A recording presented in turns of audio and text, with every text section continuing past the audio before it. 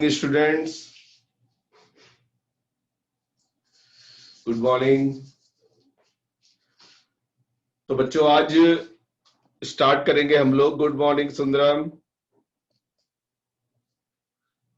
Good morning अविरल। तो बच्चों आज हम लोग स्टार्ट करेंगे कोऑर्डिनेशन कंपाउंड।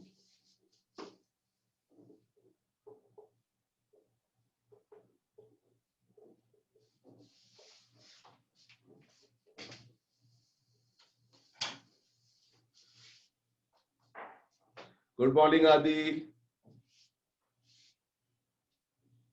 देखिए, कोऑर्डिनेशन कंपाउंड एक खास तरह का कंपाउंड होता है जिसमें कुछ कंपोनेंट प्रेजेंट हो। उन कंपोनेंट को समझते हैं। ऐसा कंपाउंड जिसमें सेंट्रल मेटल प्रेजेंट हो, सेंटर में कोई मेटल एटम सेंटर में हो और सराउंडिंग में लाइगेंड्स प्रेजेंट हो। लाइगेंड्स का मतलब होता है इलेक्ट्रॉन पेयर डोनर, और यहां पे जो सेंट्रल मेटल होता है ये इलेक्ट्रॉन पेयर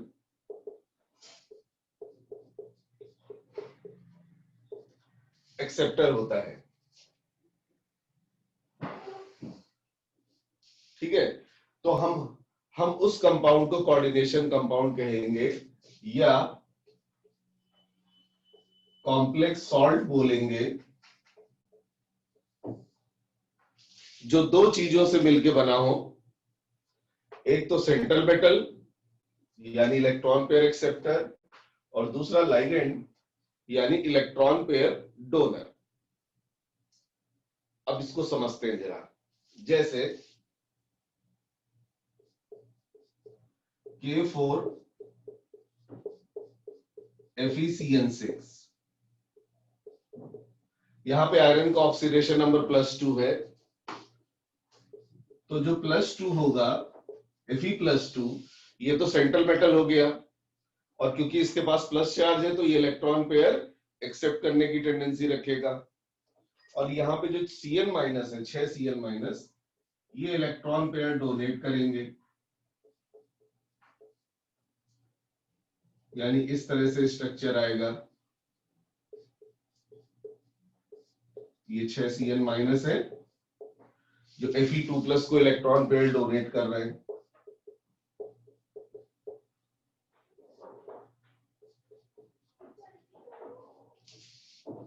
ठीक है, अब देखो इसके नाम में सॉल्ट आ रहा है। सॉल्ट क्यों आ रहा है बताओ? इलेक्ट्रॉन पेयर एक्सेप्टर को लुईस ने क्या बोला था? एसिड बोला था कि बेस बोला था?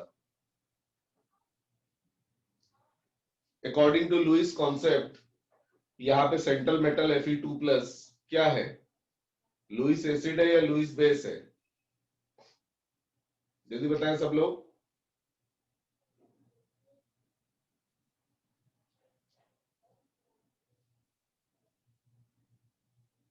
लुईस बेस क्यों है? लुईस ने बताया था इलेक्ट्रॉन पेयर एक्सेप्टर एसिड होता है। याद करिए लुईस कॉन्सेप्ट। जो भी इलेक्ट्रॉन पेयर एक्सेप्ट करेगा लुईस ने उसे एसिड बोला, और जो इलेक्ट्रॉन पेयर डोनेट करेगा लुईस ने उसे बेस बोला। ठीक है, और एसिड और बेस मिलके क्या बनाते हैं? सॉल्ट। इसीलिए कोऑर्डिनेशन कंपाउंड को देखो सॉल्ट भी बोला जा रहा है, लेकिन कैसा सॉल्ट? नॉर्मल सॉल्ट नहीं, कॉम्प्लेक्स सॉल्ट। और इसकी कॉम्प्लेक्सिटी अभी हम लोग समझेंगे।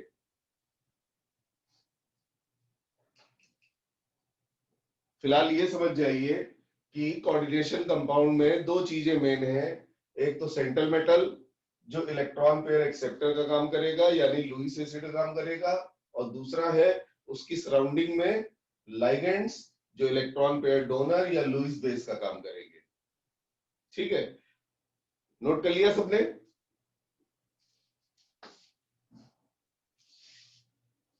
जल्दी से नोट करिए। ठीक है, अब सवाल ये उठता है कि कॉम्प्लेक्स सॉल्ट क्यों बोला जा रहा है। देखिए, जब हम पोटेशियम फेरोसाइनाइड को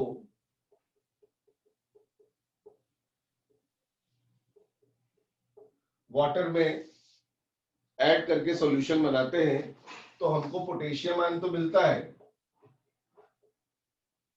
सॉल्यूशन में, लेकिन फेरस आयन या साइनाइड आयन नहीं मिलता है।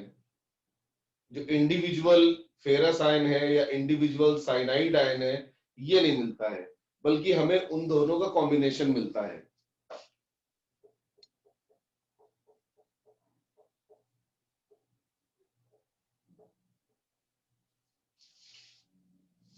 तो ये जो आयन मिला है इसे हम कहते हैं कॉम्प्लेक्स आयन। कॉम्प्लेक्स आयन का मतलब होता है दो या दो से ज्यादा नॉर्मल आयन का कॉम्बिनेशन।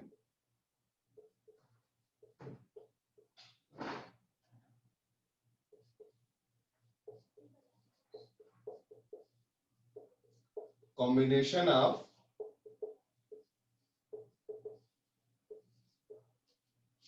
टू और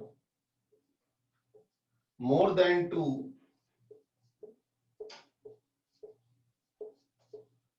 नॉर्मल आयंस, तो ये होता है कॉम्प्लेक्स आयन। तो बहुत सिंपल सी डेफिनेशन है, ऐसा कंपाउंड जिसको वाटर में डिसोसिएट किया जाए और नॉर्मल आयन की जगह कॉम्प्लेक्स आयन मिले, उसे हम कॉम्प्लेक्स सॉल्ट बोलेंगे।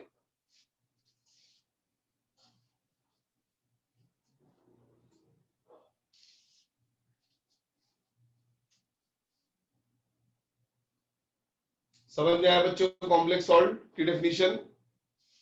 The salt which dissolve in water and furnish complex ion is called as complex salt, and complex ion is the ion which is combination of two or more than two normal ions. इसीलिए देखिए complex ion को show करने के लिए बड़ा सा bracket लगाया है। ये बड़ा सा ब्रैकेट ये कह रहा है कि फेरस आयन और साइनाइड आयन अलग अलग नहीं होंगे। यहाँ पे जो बॉन्ड होता है सेंट्रल मेटल और लाइगेंड के बीच का जो बॉन्ड होता है वो बहुत स्ट्रांग होता है, बहुत स्ट्रांग। यानी हम कह सकते हैं कि जो कोऑर्डिनेशन कंपाउंड है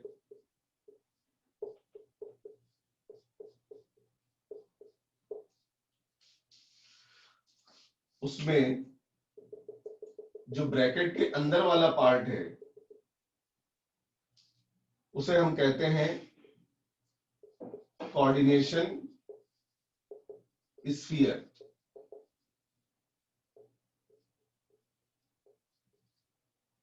कोऑर्डिनेशन स्फीयर का मतलब कोऑर्डिनेशन कंपाउंड का वो पार्ट जिसके अंदर सेंट्रल मेटल आए, लाइगेंड आए और दोनों के बीच में कोऑर्डिनेट बॉन्ड बने।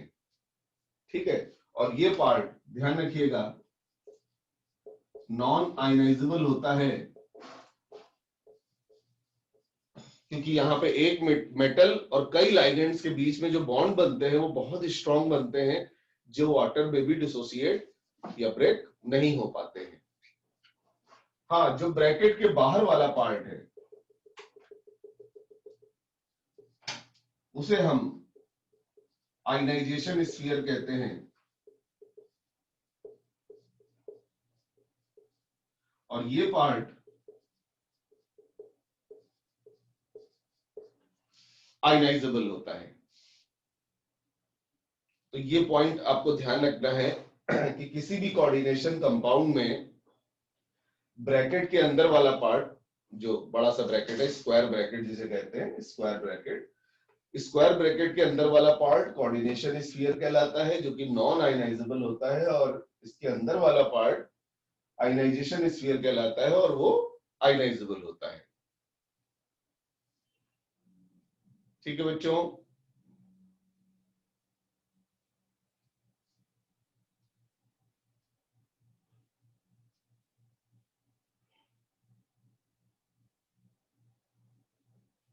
ठीक है,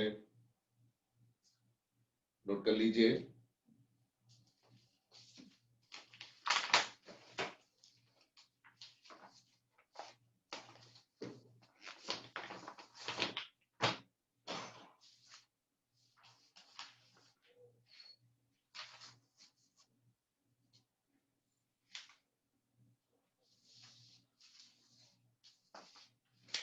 चलो बच्चों, एक क्वेश्चन मैं दे रहा हूं आपको।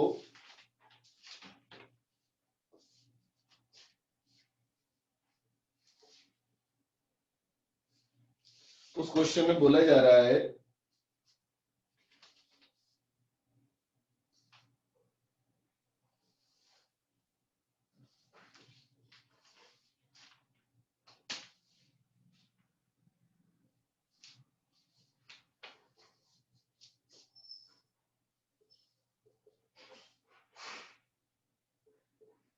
CrCl3.6H2O,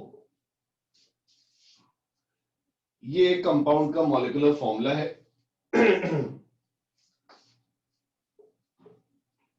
और बोला जा रहा है कि इसका ग्रीन कलर होता है। 0.1 m of this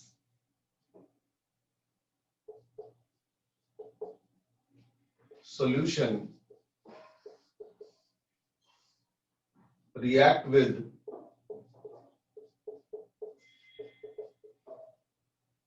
excess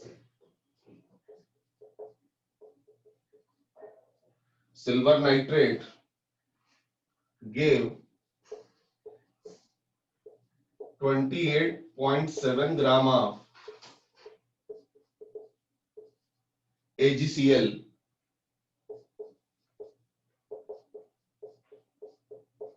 जो एक व्हाइट प्रेसिपिटेट की फॉर्म में मिलता है।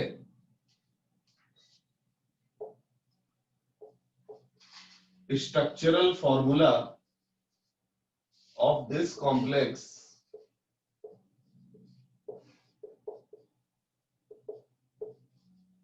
would be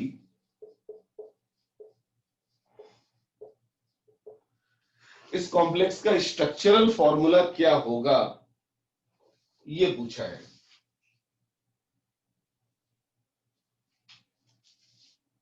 A option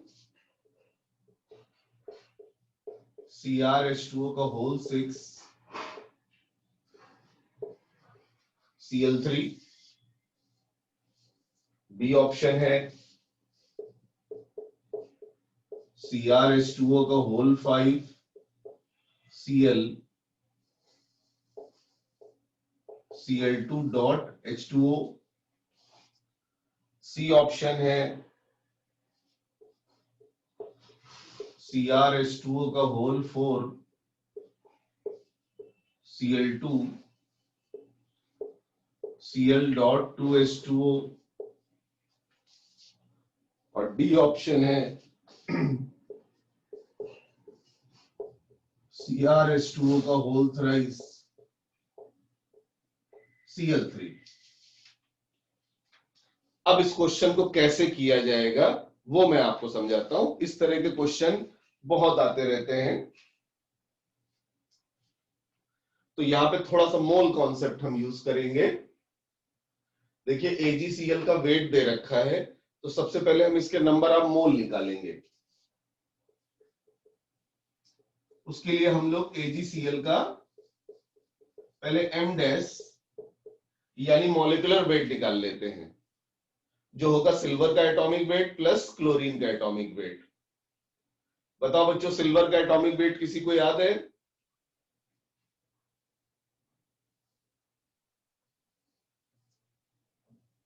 silver का एटॉमिक वेट किसी को याद है?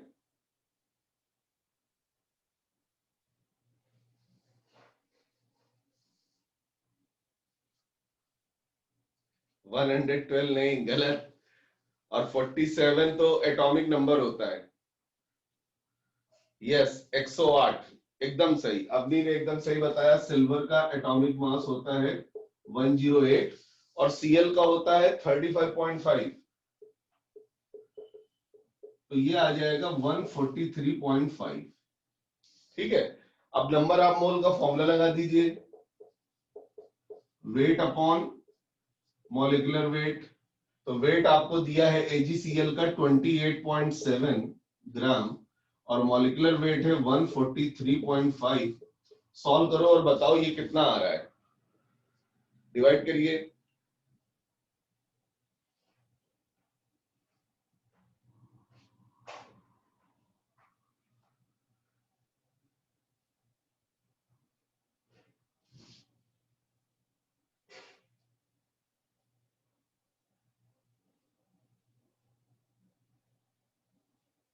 जीरो 0.2, यस, आदित्य भी सही है, स्नेहल भी सही है, 0.2 आएगा,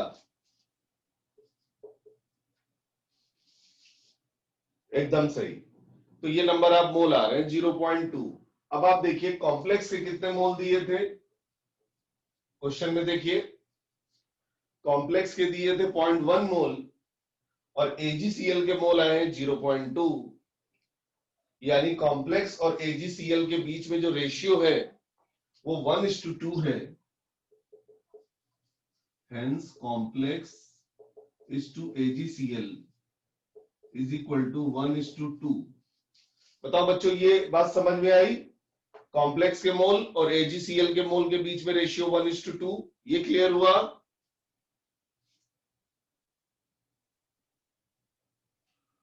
क्योंकि कॉम्प्लेक्स के 0.1 मोल दे रखे हैं और AgCl के मोल आए हैं 0.2, तो रेशियो आया 1:2। ओके आमना, वेरी गुड। यानी 1 मोल कॉम्प्लेक्स लेने पर 2 मोल AgCl बनने चाहिए।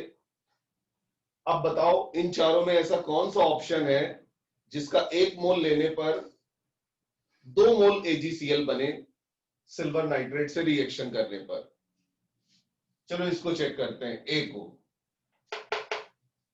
ये कितने क्लोराइड आयन देगा?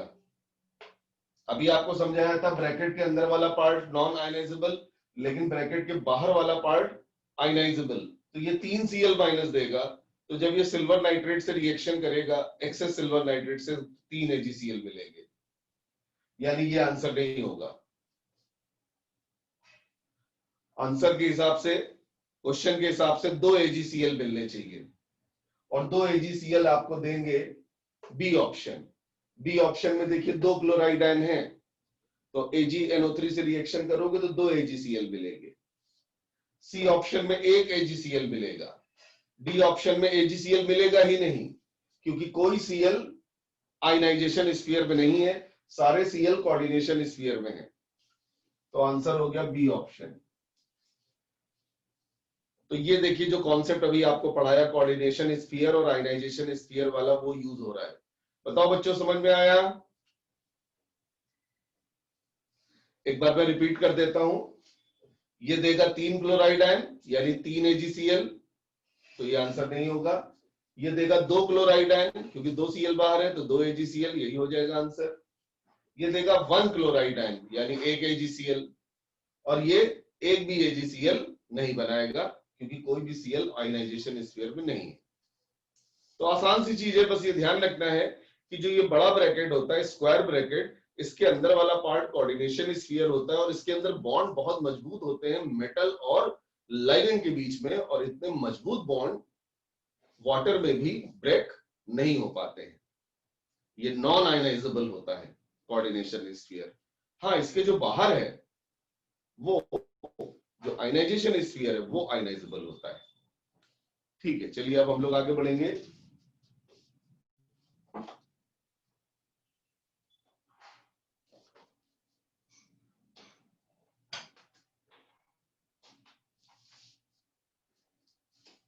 अब मैं आपको बताऊंगा टाइप्स ऑफ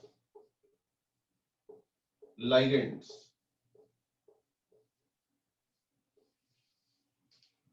लाइगेंड्स को 3 पार्ट में डिवाइड किया गया है। Number 1 monodentate. मोनोडेंटेट का मतलब जो केवल एक कोऑर्डिनेट बॉन्ड बना सकता हो सेंट्रल मेटल के साथ, for example Cl minus, Cl minus, NO2 minus, H2O, NH3, pyridine, carbonyl, etcetera. तो ये जो लाइगेंड्स हैं ये केवल एक कोऑर्डिनेट बॉन्ड बना पाएंगे, तो ये मोनोडेंटेट हो गए। Second, bidentate ligand.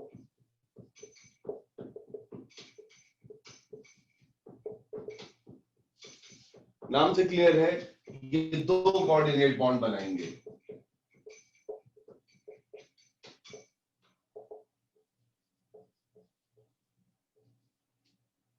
जैसे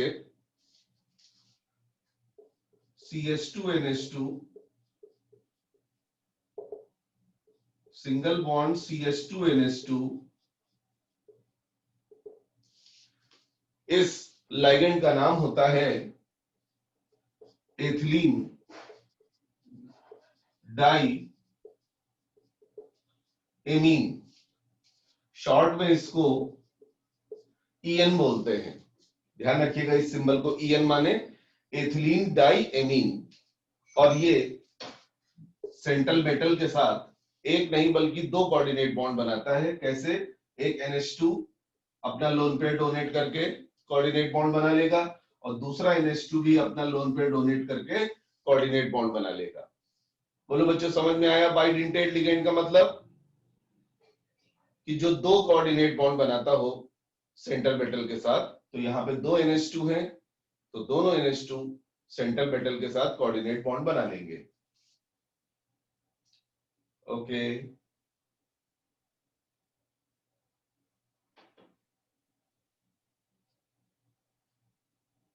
अब आप ध्यान से देखिए, दो कोऑर्डिनेट बॉन्ड बनने की वजह से रिंग फॉर्मेशन भी हो गया है।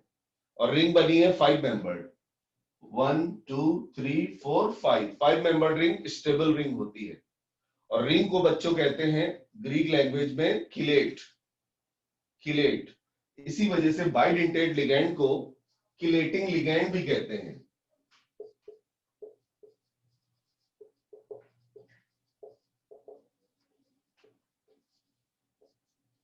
तो ऐसा लिगैंड जो सेंट्रल मेटल के साथ कोऑर्डिनेट बॉन्ड बनाए और रिंग फॉर्मेशन करे, उसे किलेटिंग लिगैंड कहते हैं। और बाइडेंटेट लिगैंड हमेशा रिंग बनाएंगे, तो ये किलेटिंग लिगैंड बाइडेंटेट लिगैंड का दूसरा नाम हो गया। ठीक है, तो ये था पहला एग्जांपल, एथिलीन डाइमीन। चलिए अब दूसरा एग्जांपल देखते हैं। दूसरा एग्जांपल है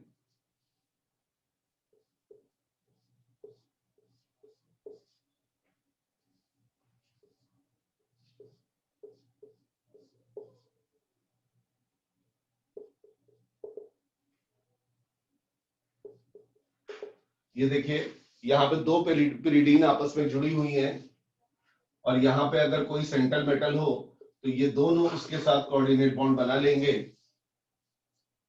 इस लाइगेंड का नाम होता है डाई पिरिडिल।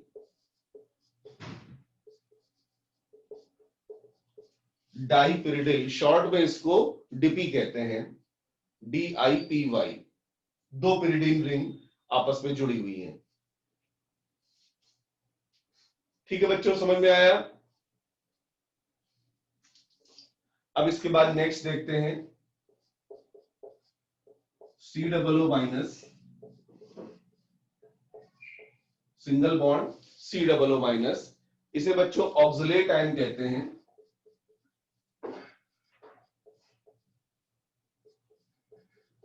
और इसका शॉर्ट फॉर्म है ऑक्स। ऑक्स माने ऑक्सलेट आयन। और यहां भी दो कोऑर्डिनेट बॉन्ड बन जाएंगे इस तरह से मेटल के साथ। तो ये थे बच्चों bidentate ligand, symmetrical bidentate ligand. ध्यान रखिए, ये तीनों बाइडेंटेट लिगैंड सिमेट्रिकल हैं। जैसे एथिलीन डाइमीन में इस तरह से सिमेट्री आ रही है, जो ऊपर है वो नीचे है।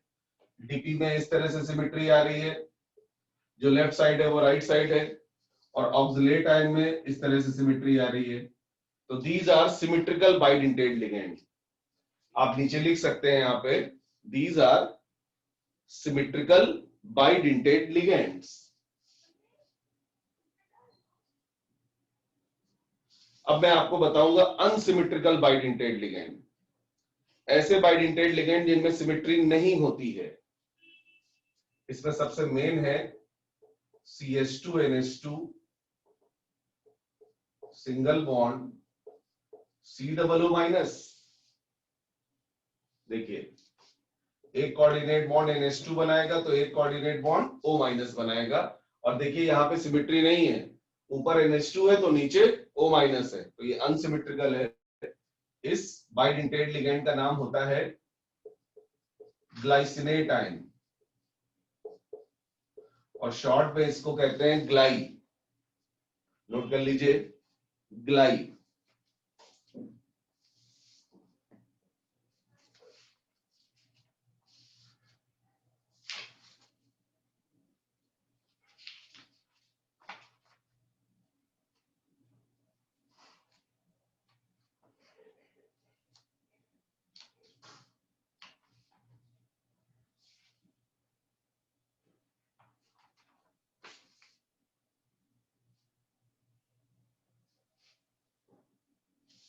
अब इसके बाद नेक्स्ट है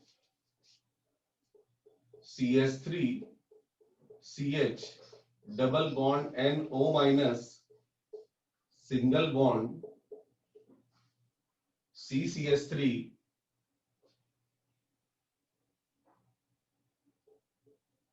double bond N single bond OH। ठीक है बच्चों, यहां पे O- और N ये दोनों कोऑर्डिनेट बॉन्ड बनाएंगे। ऊपर बनाएगा O-, नीचे बनाएगा N। ठीक है, और देखिए कितने मेंबर रिंग बन जाएगी, 1 2 3 4 5 और M को मिला के 6। काउंट करो, 6 मेंबर रिंग बन रही होगी, बड़ी स्टेबल रिंग होती है।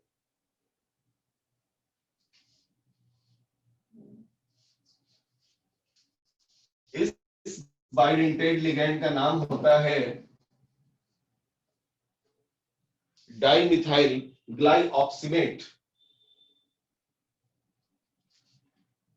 Dimethyl glyoximate ion. Short form बहुत इंपॉर्टेंट है, DMG, dimethyl ग्लाइऑक्सीमेट।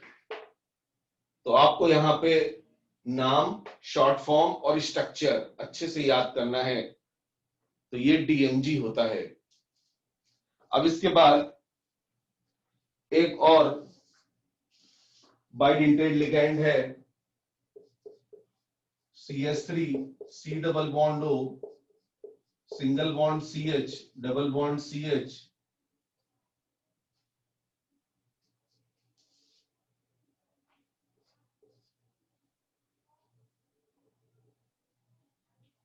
CH3CO CH double bond C O-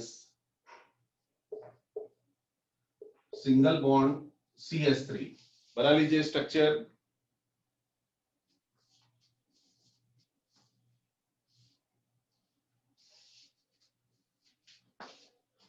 structure बनाइए, ये भी बहुत इंपॉर्टेंट है। और यहां पे तो आप देखते ही हैं रेजोनेंस हो रहा है, तो रेजोनेंस होने की वजह से दोनों ऑक्सीजन पे बारी बारी से माइनस चार्ज आएगा, और ये दोनों ऑक्सीजन सेंट्रल मेटल के साथ इस तरह से कोऑर्डिनेट बॉन्ड बना लेंगे। तो ये भी देखो बच्चों बाइडेंटेड लिगैंड हुआ, और यहाँ पे भी 6 मेंबर रिंग बन रही है, 1 2 3 4 5 एंड 6। इस अनसिमेट्रिकल बाइडेंटेड लिगैंड का नाम होता है एसिटिल एसिटोनेट, और इसका शॉर्ट फॉर्म होता है बच्चों ACAC। पहला AC एसिटिल है, दूसरा AC एसिटोनेट है। तो 3 मैंने आपको सिमेट्रिकल बाइडेंटेट लिगेंड बताए और 3 मैंने अनसिमेट्रिकल बाइडेंटेट लिगेंड बताए। तो नोट कर लीजिए बच्चों, अब हम 2 मिनट का ब्रेक लेंगे और इसके बाद आपको बताएंगे तीसरा क्लासिफिकेशन, यानी पॉलीडेंटेट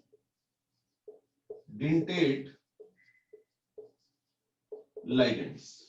तो मेरे पेन की इंक भी खत्म हो गई है, पेन में इंक डाल लेता हूं, आप लोग हेडिंग डाल लीजिए, पॉलीडेंटेट लिगेंड्स, यानी जो एक से ज्यादा कोऑर्डिनेट बॉन्ड बनाए।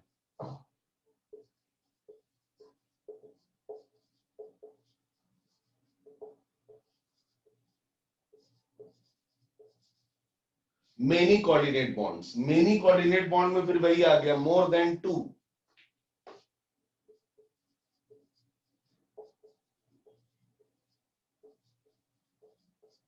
भाई 1 कोऑर्डिनेट बॉन्ड बनाने वाला मोनोडेंटेट, 2 कोऑर्डिनेट बॉन्ड बनाने वाला बाइडेंटेट, तो फिर मोर देन 2 कोऑर्डिनेट बॉन्ड बनाने वाला पॉलीडेंटेट लिगेंड्स कहलाएगा।